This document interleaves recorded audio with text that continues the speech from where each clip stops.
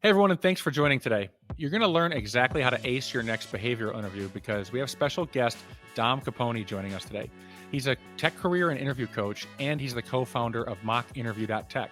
And his company just released a new AI tool that's going to be a complete game changer for anyone who's prepping for the next tech interview. Thanks for joining us, Dom. Do you want to introduce yourself?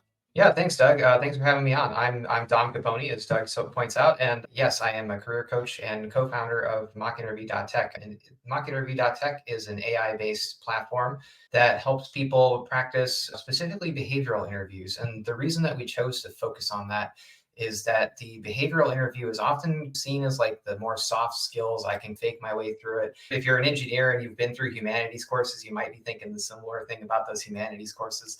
But as a person who's been a hiring manager and having friends that are hiring managers, the one thing that will completely nerf every preparation, every past technical interview you've ever done is showing up and not knowing how to collaborate, not knowing how to problem solve, not knowing how to be a team leader, especially as you get into those engineering leadership roles. And that's exactly what we try to suss out and help people craft better stories around. There's a lot of great points you made already, but I think you hit on a great point. It's we focus so much on the tech part of the interview and we really overlook what might be an equally important part of the interview, at least in my experience as a hiring manager. Before we dive into breaking down the interview and getting into your tool, I want to hear just a little bit more about your experience as a hiring manager.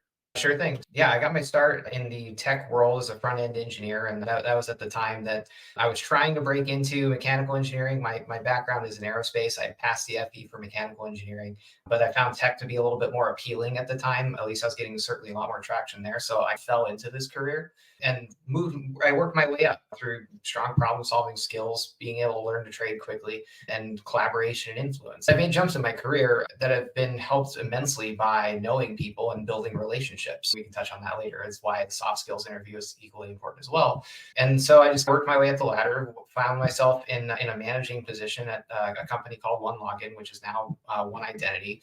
And we were building out a developer experience program. I was in this unique position where I didn't have a traditional software engineering background, but we were building a non-traditional team to go out into the developer communities of the world and try and help them understand how authentication systems work so that they can integrate them into their platform and be secure, which was something we'd never done before. So I had to assemble a team of people that A, could code, but B, I was really interested in how they could build relationships and how they are able to influence without authority. Because as it turns out, the stereotype of being a developer and locking yourself in a room without the lights on and just putting on some drum and bass and coding all day is not at all how it works in the world.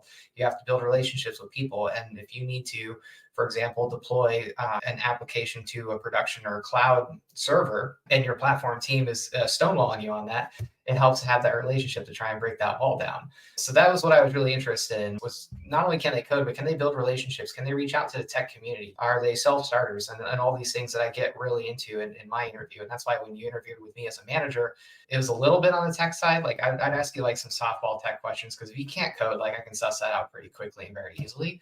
But I wanted to know like all these other soft skills, because that was what's going to make the team successful. And in fact, like once One Login got acquired and everybody split up, like we still keep in touch because the culture was that good. Like we're still able to find each other on Discord and build things together in our free time. I think anything for the audience is really helpful here because they want to know, why does your perspective matter? And I think you're really sharing just how you have a unique perspective as a former hiring manager. I totally relate to that. I've interviewed more people than I can count. Early in my management career, I wasn't looking for those things. I was just thinking, okay, they need these tech skills and these buzzwords to be on their resume, and they answer a few questions about the tech skills. Good, it should fit. And what I've realized a long time ago is that I would argue that the soft skills are more important in a sense. If they're not a good fit on the team, if they can't blend well with the culture, if they can't speak up, share their ideas in a way that resonate with the other people and pitch their ideas to me, the manager, in a way that's going to get me to be like, okay, this makes sense. Let's try this new guy. They're not producing, they're not valuable. And the biggest thing I saw is people not being comfortable with speaking up when they don't get it, when they're stuck, when they're lost. And that's a huge problem because then it's almost like a cancer. You don't notice it, you can't fix it, whether you're them or the manager. I had a manager when I was starting out. He had a bit of a southern accent. He used to say, "Bad news don't get better with time." And I totally agree with that. If you're stuck on something, I'm probably the only manager that I've run into in past jobs where I would say I will be stupid in Slack, like in the public Slack channels or the public forums where we discuss company issues. If you're not familiar with Slack, it's basically just chat. I will be dumb in public because A, somebody will have the same question and be too afraid to speak up. B, it prompts discussion, and C, I get my question answered. So it's like there's three prongs to success. Rule of three of comedy. And if you're stuck or if you're blocked by something, it doesn't help to sit and spin on it. It helps to go take a walk, come back. If you're still stumped, ask about it, right? Because the sooner I know about it, the sooner I can help you as a manager, as a coworker, and so on. Why don't we just level set? Because the whole idea here of this, we want to give people insight on how to ace the behavioral interview. So let's just take a step back and I want to hear your thoughts on what role does the interview play in the interviewing process? Because obviously they got to have the tech skills. And if they don't, you could nail the behavioral interview, but if you can't code. So what is that balance? How does this work in your eyes? So the behavioral interview is really important because as a manager, I'm trying to build a good team chemistry, right? Like you can't go off and be like the Yankees and pay everybody a bunch of big bucks because they're the best in the industry, but then pay no attention to whether or not they can actually perform together, which could be your downfall. And at the same time, you can't exactly hire all of your chums because if it turns out that they all hate each other or they're just coasting on your goodwill and resting on their laurels, that's a problem too. So you're trying to find out who this person is really. How are they going to respond to things like criticism or a coworker who just isn't getting it or somebody has an idea that they don't like? Are they going to be good for the team, bad for the team? Because what you're trying to get ahead of when you're building a team is this person like toxic or is this person going to detract from the performance of the team overall? For example, I can take somebody who's a junior engineer who's just struggling because they're taking a little bit longer than they would think to learn the ropes or something. I can handle that. But if they're doing that and then doing the whole misery loves company thing and going around and complaining about how impossible all the deadlines are, how management isn't listening, now they're just dragging everybody else down. Those are kinds of things that we try to suss out in a behavioral interview. And so what I look for is in a behavioral interview is, can I give you a task? What do you do if you don't know what to do? I don't like that idea. What are you going to say about that? How do you defend your idea? What happens if it turns out that you lost that argument? How do you adapt to that? These are things that I'm trying to suss out. And the tricky thing with the technical interview and why so many people aren't really great at interviewing or being the interviewer is that there really is no right or wrong answer. It really just depends on how well do I gel with you, the manager? How well do I gel with the team? And that's unfortunately with hiring, we try to be as objective as we can be with hiring. That's why you see so much emphasis on the technical interview because you either passed it or you didn't. But with the soft skills, I'm building a team and I prefer that everybody got along and had positive, healthy working relationships and not toxic or dragging each other down. Does that make sense? Yeah, I think that's really interesting. You said something that resonated with me right away, and I just never thought of it this way. You said there's really no right or wrong answer with soft skills. Obviously, there could be such thing as the wrong answer. You really put your foot in your mouth. But in general, it's like there's a million ways to answer it correctly, or there's a million ways to answer it incorrectly. Where with the technical skills, yeah, it's probably pretty black and white. You either can demonstrate you got this skill or not. And as you're saying that, I'm thinking that's something that we as engineers struggle with. Most of us are very binary thinking. Very, okay, there's a right way to do this, there's a wrong way to do this. And when things are open-ended like that or agnostic, it's a struggle a little bit to prepare for that and figure out what's the right way to do this. How do I make sure I'm prepared without looking like a robot? No, I was going to say, like you say, prepare. And that's the thing is like, there's tons of platforms out there that are like, you look at Leak Code for software engineers. I don't know if the civil folks have an equivalent to that, where you just practice problems all day. I guess the FE is a kind of a Leak Code, if you will, except you guys have the luxury of doing it one time. I have to do it every job I code. But all kidding aside, there's plenty of platforms out there for practicing the technical stuff, but there's not a lot of platforms that you have to like book time with an interview coach. And that's part of why we started MockInterview.tech because, well, A, you can always book time with me or my co-founder and we can coach you through the interview skills. That's no problem. We find that it takes a lot. You have to commit to a time, like an hour at some point. You have to pay somebody $200, $300, $400 for this service.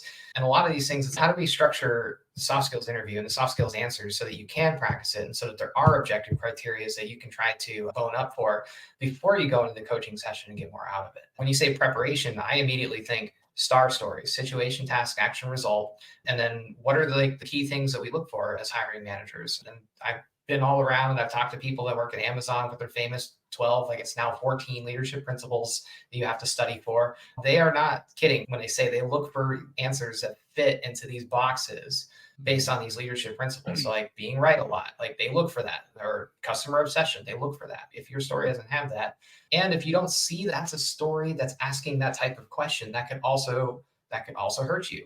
If I say, tell me about a time that you were dealing with an angry customer and it doesn't click for you that this is a customer satisfaction story, and you go off and tell me a big old story about how you migrated the database over to use this new schema and all this other, but then you don't actually tell me how the customer felt after, like you just missed a mark. You told me a great story about a technical challenge you've overcome, but you didn't meet the bar for the actual question I asked you. And a lot of people are held to those rubrics and they have to grade you on that. So you come to MockInterview.tech, and then we have all that stuff prepared for you. You can select, I want to study this type of question. I want to make sure that my star stories check out. And I want to make sure that I'm hitting the high points of things like that customer obsession. Before we get into the tool at MockInterview.tech, in your experience, and your background is in software, mine's not. And so I think this is a bigger dynamic in software that I can't speak to, honestly, is what role does the behavioral interview play in the decision making process? If someone, I don't know, performs less than another candidate in the technical interview, will the behavioral interview help them leapfrog that candidate? How does that work? Oh, I hate to be the it depends on the team guy, but that really depends on the team. I've seen it where we have a guy go through the technical loops, he passed with flying colors, gets into behavioral, and then like I've had my manager be like, no, this guy's a complete jerk. I prefer talking to the other guy, like that we talked to last week, for example, who like he was okay on the technical skills. He flubbed one of the leak code questions, but I know based on the stories that he's able to tell me that if I gave him an ambiguous task and there was no product manager assigned to it so that we were figuring this out as we went, he would get me a prototype and he would get something done. Whereas the other guy might sit and spin his wheels. So I've seen it where there was a candidate who was just more likable, a candidate who had more character or personality traits that we liked over the technical skills. With a lot of times, like it's hard to do that because a lot of interview panels have 4 people that you have to impress, and it's usually only one that actually is really impressed by that kind of stuff. I've seen it save people and I've seen it hurt people, and they come in, they're not clicking with the team, but they have all these really high interview marks. 50-50 whether or not they'll make it through the year. But I have seen it play a pivotal role in both cases. What I'm hearing you say is it definitely plays a factor in any company interview. It's just how much varies from team to team and company to company. But I heard something that I want to point out to make sure our listeners have caught this. You said in the example, your boss was like, I don't really like this guy. It ain't going to work out. And I think that's a real important point to realize is it sounds unfair, but the reality is you need to be likable. People don't hire people that they don't like spending time with. If they're feeling uncomfortable around you in the interview, they're most likely not going to want to work with you every day and grind it out with you during busy periods and all that. They're thinking about this stuff. Humans are flawed. So the decisions aren't made logically, they're made based on emotions and how we feel. And that's why it's important to really not punt on this side of the interview. We're reverse engineering the behavioral interview here for our engineering audience. What are the key skills you need to demonstrate in the behavioral interview? We try to get it down to 7, which is a nice round number because my co-founder is an Amazon person. So we started with, okay, what are these 14 leadership principles? Then when she moved over to Meta, I said, okay, so what are Meta's leadership principles? And what is Microsoft's leadership principles from back when I was at Microsoft? And we're trying to figure out basically Swiss cheese model this whole thing and like where the holes overlap. And we came up with these 7 principles here. And those are like adaptability, collaboration, customer focus, which seems to come up a lot, especially in engineering roles, which we can talk about it a little bit if you like. I was Yeah. surprised to see customer obsession being such a thing in engineering. But then, of course, there's decision making. Obviously, as engineers, you make a lot of decisions. Influence without authority seems to come up a lot, whether you are a manager or a leader or not. Influence without authority comes up a ton. And finally, innovation. Of course, we're in an innovative space and problem solving, which that's more on the technical interview side, but you're going to see a lot of behavioral interviews where they want you to walk through a recent challenging technical project. And they're going to want to see things like, how did you manage the stakeholder expectations? How did you set goals for yourself? What happened when you were falling behind on those goals, and how did you communicate up? Because bad news doesn't get better with time. So are you going to tell me the bad news when I can help you? Or are you going to wait until the day before launch day and tell me that you're not even halfway through the project? So those are the key things that we look for. When we do our coaching, we'll let somebody pick a question because a lot of times when you go through a behavioral interview, kinds of the questions that you're going to be really good at and really bad at. Like for me, I'm really good with the innovation questions, but I'm not really great at the customer focus questions because I may or may not deal with a customer a ton. So we let you zero in on that. And then we'll ask you those questions and we'll probe into if you're not talking about the customer enough and you're not telling me anything about that, then we're going to say, and how did the customer respond? How did your stakeholders respond? Because if you're working on an internal tool, you might have internal customers or just other teams.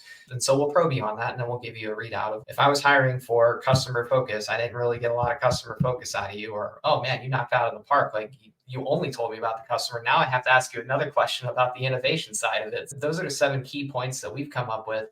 But of course, that may be subject to change depending on what the hiring trends happen to be. I think what's interesting and I think is really cool is that you've looked at how the key characteristics that a bunch of different of the major players in tech have, and you looked for the Venn diagram of all of them, which I think is brilliant because that means that's your safest bet is to make sure you focus on those areas. I'm a big probabilities person and don't swing at a bad pitch type mindset. And so I think that's pretty cool that you've had that access to that information and people with those that have had intel at those companies. I want to unpack a few of these a little bit deeper. You said adaptability. This is such a buzzword right now, and I love attacking buzzwords just because I want to get clear on what they mean. I see LinkedIn posts all the day. Be more adaptable. So, what does that mean? So for adaptability, it can depend on the company that you're at. For example, like the bigger companies tend to have to be more adaptable to like major global events, right? If you look at the news right now, like all the things that Meta is going through, they're getting hauled in front of Congress again for how we're adapting.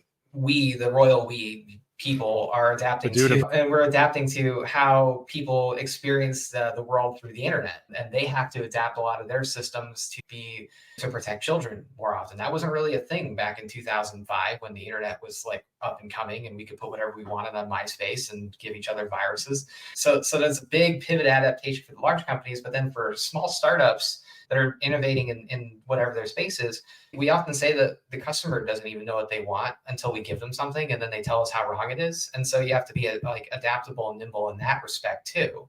So it really depends on where you are and what adaptability means. But it's like we say that all code is forever code, but also all code is throwaway code. Sometimes you write code and you find out, oh, that wasn't at all what we were trying to do. Now we learned something and then you pivot. So anyway, yeah, you ask a startup guy what adaptability is. I'm like, that's like a job, man. That's what do you mean? This is normal. I guess the obvious elephant in the room is the one constant is change right now, and your companies could be overhauling a new system tomorrow. They're changing out their new ERP or structural modeling software or whatever. So you can't get too stuck in your ways on a certain angle. How do you show that you're adaptable? How do you demonstrate that besides just saying I'm adaptable? You have to tell a story where you have a process or you have like a way of doing a certain thing. Let's say, so when I was working at One Login, it was a Ruby shop. Ruby's a programming language, very easy to learn. I like Ruby. I'm a big fan of it. So One Login was a Ruby shop. And when we were coming up into trying to grow and make the organization a little bit more mature and implement better DevOps practices, there was a big push to move off of this kind of older model of how we would deploy software where you would have like your big Ruby on Rails monolith and you would deploy it through a service like Heroku, or there'd be a command line script that you would run that would put it in an EC2 in Amazon and something like that, which I had that down, right? Because like you just have to learn it once, then you automate it away and then you forget about it. Then there was a big push, everybody should get onto Node.js, which is JavaScript for the back end, and using Docker and Kubernetes. And I had never heard of Kubernetes before. I had no idea what a Kubernetes was or why it was so cool. And we let the platform team lead the charge on that because they had the better information than we did. Why don't you tell us how this should work, how we should deploy things to Kubernetes, and why this is so much better? Because we have a very simplified workflow. If something breaks, we can roll back. And they gave us the pitch on Kubernetes. They told us how it works and how like you can have 5 instances of your app running. So if one of them gets sick, that one just goes away and then a new one comes in to replace it. I'm trying to remember how the story went. So I had to adapt my workflow and adapt my understanding and worldview to this new containerized Kubernetes way of doing things. And that required going off and learning a new piece of technology, that required being wrong a lot and asking a ton of questions in Slack until I overcame that and was able to work effectively.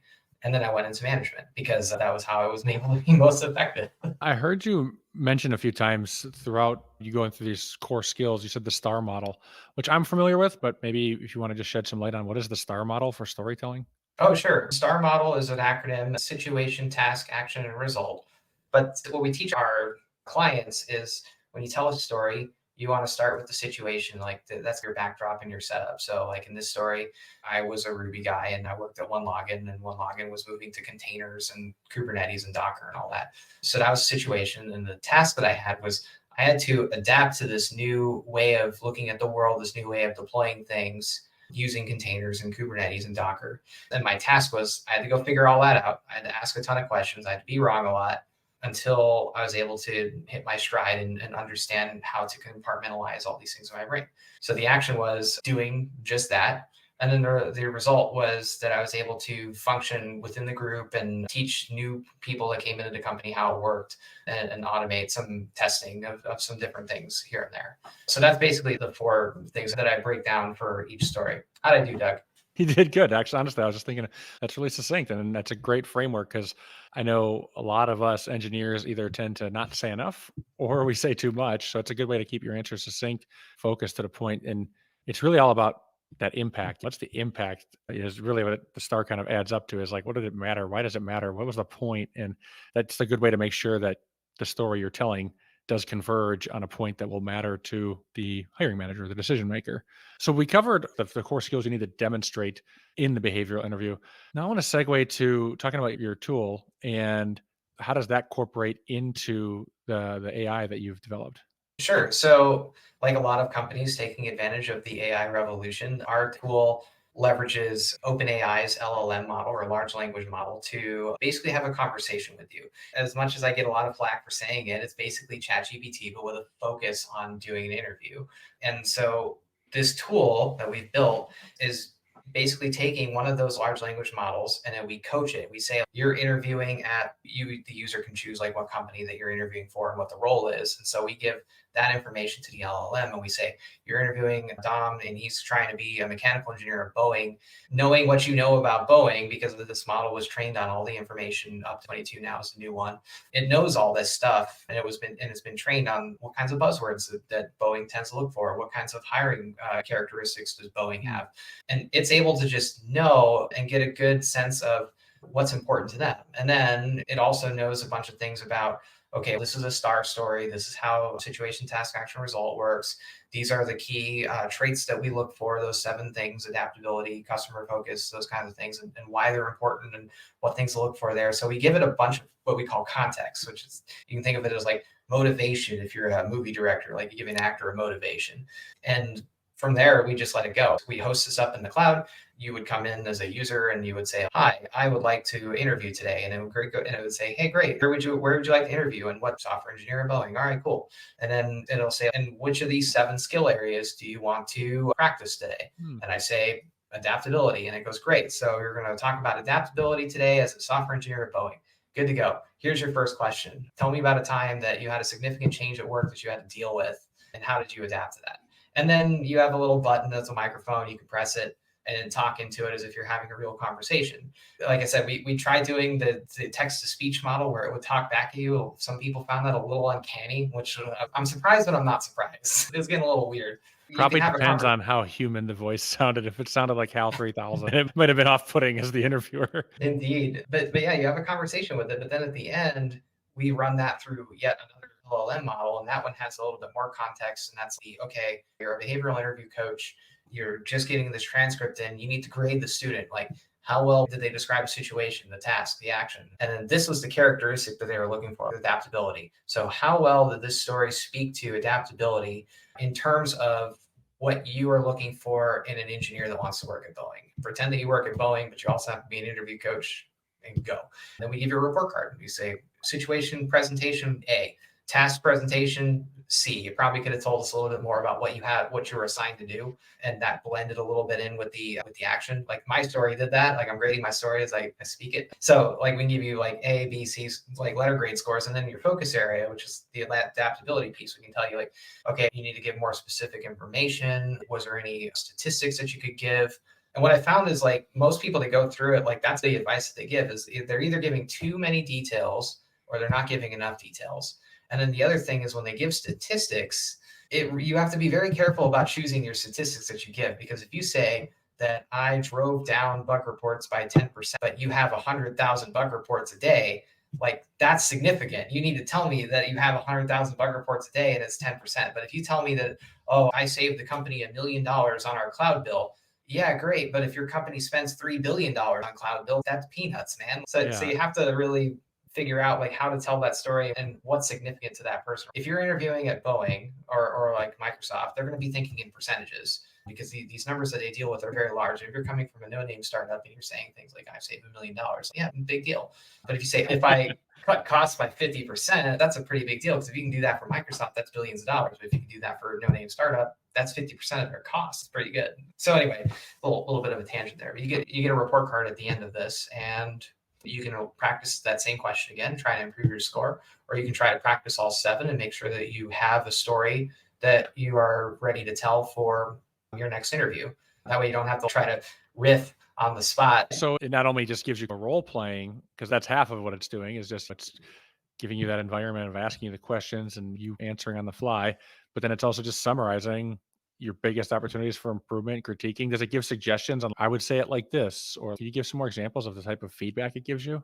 We're actually working on that. The model is not very great at giving specific types of examples or feedback. So that is a limitation of it. But for example, with the customer success stories, you might get feedback, provide detailed examples of the customer feedback before and after problem that you solved or the thing that you built. Or with the influence section, it would say, give more examples of the specific actions that you took to persuade the platform team to give you access to the production cluster or something to that Hmm. effect. What we've seen with our actual in-person coaching is that seems to be feedback that we give a lot ourselves in real life too. Hmm. Is like we're looking for, okay, what did you do? And a lot of people that do these behavioral interviews, they especially with engineers, right? Like we tend to be a little bit more reserved. And so we'll talk about what we did, what the team did, not what I did specifically. Like what action did I take to get this job done? So those are the 2 primary things. Whether or not you do use MockInterview.tech, because we're going to tell you on MockInterview.tech, we're going to tell you in in-person coaching, you need to focus on what you did, what specific actions that you took, and all the details that you can give us without breaking your NDA. And especially with statistics and that kind of part, right? Like you want to be able to use the percentage or the number depending on what's going to be important for the company that you're interviewing at. What's been the biggest surprise that you found from this tool? Because I would imagine when you develop something like this, you have an intention of how it's going to work, but then it does something different in a good way. Like it has a unexpected positive impact, or it's doing things and capabilities that you weren't expecting would be possible. Is there anything like this come up from developing this? What I have noticed, like in discussing with a couple of friends of mine, is that there's an opportunity here, perhaps, to get the resume out of the hiring process entirely. If you Hmm. come to my platform and you practice enough, we have now this whole body of stories that you've told me that we could potentially make searchable to somebody who would be interested in hiring. Obviously, it would be an opt-in, and it wouldn't be like just willy-nilly, let's go sell some data. Like we're not that kind of company. But if you opted in and put your stories into a pool of potential candidates for something, now a hiring manager can come in and have a discussion with the other side, perhaps another LLM or something. So the other side of that, and they can have a discussion about what kind of team they're trying to build, team chemistry they're looking for, characteristics of people that they want to hire. And then we can basically connect the dots on that and figure out, okay, this person has dealt with a difficult coworker. This person has a lot of experience dealing with angry customers. We can put those stories on the top, and then great, out of the thousands of candidates and thousands of resumes that I really didn't want to read in the first place, I know what I want. I told you what I want. Give me 3 people that I should call, and that would be it. So that's a potential thing that we're looking into now. I'll tell you, the former hiring manager in me hears that and just thinks, wow, that could be huge, because a lot of engineering now is so niche. Yeah, there's some top level broad skills or overlapping industries, but everything is becoming so much more specialized. It's hard to find skills that cross over from company to company. This is what I'm seeing. And I think what a great tool for hiring managers to be able to search into a database like that and find, oh, here's someone who's encountered these unique problems or situations or solutions, or they worked in an environment like this. I think that is huge. And what a great low stress, pressure free way for the candidates to get that information captured. Because a lot of times, prep or no prep, it's hard to react in the interview to seize that opportunity to pull that thing you didn't prepare for on the fly, to know to say the right thing to the right person. So that sounds, honestly, that sounds amazing. I think it would help create win-wins for both sides here. And like you said, I got out of the hiring manager game before this became such a mess that it is today, but it's a mess for the hiring managers too. You're getting 1,000 resumes because everyone can just mass apply. And I'm not saying a right or wrong opinion on this side of it. There's negatives on both ends of it. You can't get the interview either, but it's like combing through a maze to look at what you got. I think this is something that could really fix a problem that both sides are seeing, which I think is awesome. Oh, thanks. Yeah, absolutely. No pressure to go off and build that. That actually is going to be a more complicated piece. But yeah, like we're pre-fighting a bunch of different like kinds of ideas in that direction. And then yeah, the mock interview piece is still pretty new. So we're still trying to get some customers in and using it, telling us what they think. At the end of the day, though, it's a dead simple app. Like you come in, we're going to ask you a question that you really want to get some practice with, and you're going to get an evaluation on that. And at the end of the day, we talk about how hard soft skills interviews are. And it's not that they're not exactly hard, because there really is no right answer, but they are something that is worth practicing and having good stories for. And not even just interviewing, like even just doing podcasts like this. And this tool is a great tool for that practice, because you're right, practice makes perfect. You got to get those reps in on these things. And the thing I find the most interesting about this dynamic with interviewing is you have to become an expert interviewer every time you need a job, but then you don't need to practice those skills at all until the next time you're looking for a job. So it's almost like a catch 22. Unless you're just always job hunting, you're not going to stay sharp at these skills. But this is a great way to quickly get those reps in a way that's going to be effective in the interview, and not just sitting by yourself and not really knowing if you're working on the right things. You basically got the AI mind of an engineering manager giving you this feedback, this round trip feedback, which I think is super powerful. I think it's awesome that you're working on this. Thank you. I was going to ask you, how long is the average tenure for an engineer on your side of the house in the civil engineering world? I'd say there's two different types. There's people that rotate every 2 to 3 years, and then there's people that stay forever. The relationship I've seen, not that's only two, but those are the two most common. I was curious because I was actually expecting it to be more of like the longer tenured folks on that side of the house. So with tech, it's a lot shorter, obviously depending on the company, but like it's about 2 to 4 years for a lot of people. And so like when we designed this tool from the inception was people have to be prepared for interviews like pretty much every 2 years as a whole thing. So you could use mock interview as like a brag sheet of sorts. Like every time you have a major accomplishment, do a quick interview with us, talk up your accomplishment, and then boom, now you have a library, because we actually do give you like a repository of all the stories you tell us of how good that story was, like what could be punched up a little bit, and you can go back and easily see what's a good story to tell. That way you don't have to go fishing every 2 to 4 years or gosh, if it's been like forever since you've had an interview, that'd be a tough one to rack your brain around. But you have a repository now that you can go through and say, cool, like I'm going to tell the adaptability story and I'm going to tell the customer focus story. So I'm going for a job at Amazon. Those are two of their big leadership principles right there. What a great way to keep your own break sheet logged and database versus having to, I don't know, draw on our flawed memories to find these things from time to time. This is awesome. This is awesome. This has been a great discussion, Dom. And for those of you out there that are seeking a job, go check out this tool at MockInterview.tech. Dom, what are some other ways that people can get in touch with you or follow you? Oh, sure. Well, LinkedIn is always a great way for that. It goes right to my phone. If you need me there, you can hit me up. You can also email the mock interview concierge. There's a contact thing down at the bottom on the site. Yeah, those are probably the primary ways. If you want to schedule a time to get with me and talk about technical interviews, or maybe you're doing a career transition like I did from like a mechanical or an electrical engineer into software and you're interested in checking that out, happy to talk about that. And then, of course, soft skill interview coaching, career coaching. I'm going to include a link to all those resources that you just provided in the description of this episode. So I encourage you guys to go check this tool out and to reach out to Dom. He's a wealth of knowledge on this stuff, and we didn't even scratch the surface of all of his insights and intel that he could tell you about landing and acing your next interview in tech. So Dom, I want to thank you for joining us here today. Thanks for having me, Doug. I really appreciate it.